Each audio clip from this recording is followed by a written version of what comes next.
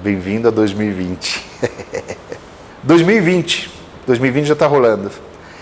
Após anos de estagnação, de retração e de crescimento lento, o que esperar de 2020 em diante?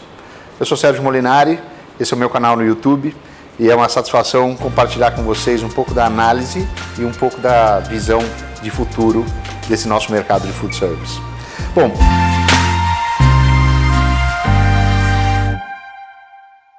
vamos começar falando um pouco do que veio, do que aconteceu, do que foi o 2019, que se a gente tivesse que pensar em uma ou duas palavras para descrever esse ano, eu diria que ele foi entre instável e curioso ou surpreendente.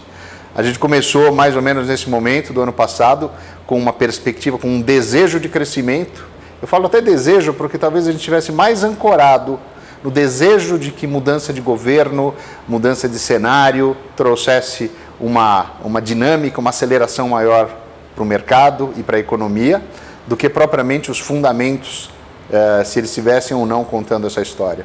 Agora, o que a gente viu janeiro do ano passado, exatamente nesse momento, a gente falava de um mercado que deveria crescer na casa de 8,5%. Essa era a projeção que a gente tinha nesse momento, contando com as expectativas do que aconteceria do ponto de vista de PIB, do ponto de vista de investimentos e especialmente de renda e de emprego. A gente já discutiu algumas vezes, mas só para lembrar, renda e emprego são o binômio que mais impacta e que mais dirige crescimento ou queda do food service no Brasil. O que acontece ao longo do ano? Reformas, especialmente a trabalhista, não avançam na velocidade e na direção desejada, especialmente na velocidade, a gente só tem isso no segundo semestre.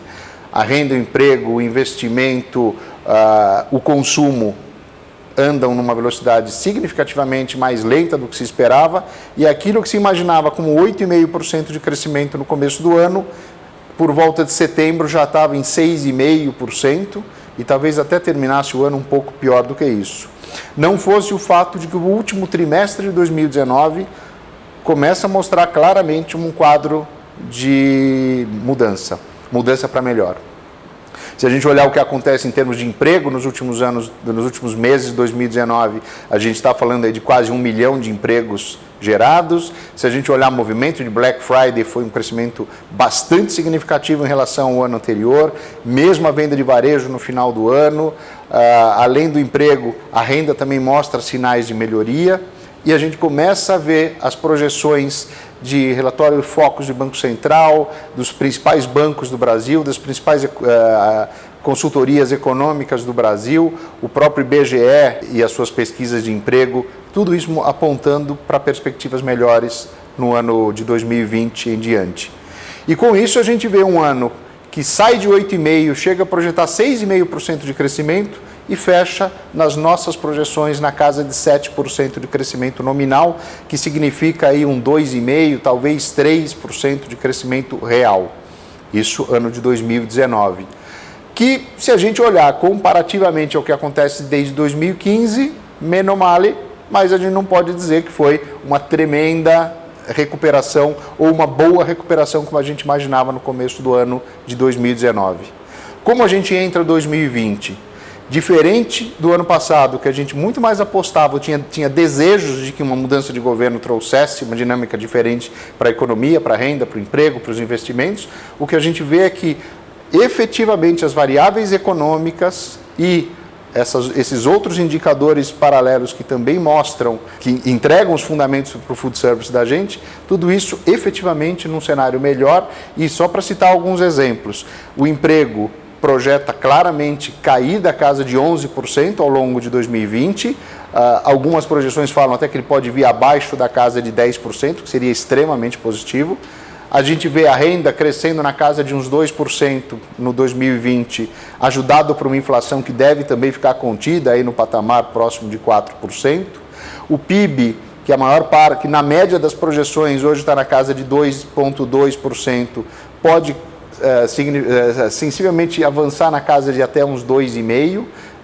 Várias pessoas que trabalham com projeções já vislumbram essa possibilidade, e se esse conjunto de coisas se confirma, e a gente não tem muitos elementos para dizer que não vão acontecer nessa linha, a gente deve ter um ano que fica num crescimento na casa de 8% a 9% nominal, que, descontada a inflação, deve deixar entre 4,5% a 5% de crescimento real.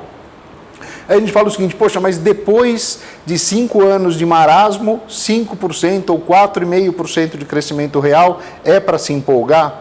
Eu diria, por um lado, não, porque não é a salvação da lavoura e o fato do mercado crescer 5% não significa que todos vão crescer 5%, mas eu diria que o outro fato importante, o outro comentário importante é comparar o que é 4,5% ou 5% de crescimento real versus a história desse mercado. Se a gente pegar um período de 10 anos, de 2005 a 2014, quando a gente teve um crescimento significativo, na casa de 15%, a taxa média anual nominal desse mercado, quando a gente deflaciona essa taxa desse período de 10 anos, somente em 4 desses 10 anos a gente chegou a ter um crescimento de 5% ou mais real.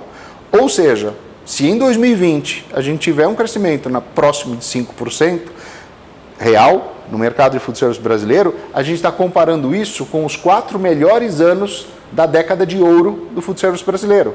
É bom. Então, a gente pode, de alguma forma, dizer o seguinte, estamos felizes para 2020, o jogo está ganho e etc. E eu diria exatamente o contrário. De olho nesse mesmo crescimento, de olho na mesma recuperação e no mesmo período de 5 anos andando de lado, é que uma série de empresas, uma série de empresários que já estão no jogo e que entrarão no jogo, certamente vão buscar uma fatia maior desse mercado. Então a competição vai ser maior do que nunca e junto com essa competição, certamente você percebe isso, eu percebo isso, todos nós vivemos isso, a gente está vivendo tempos de muita transformação. Então a gente vai conviver com um 2020 que vem com muita competição, muita transformação, obrigando a gente a trabalhar e a estar mais preparado, mais desenvolvido do que nunca. Um comentário adicional.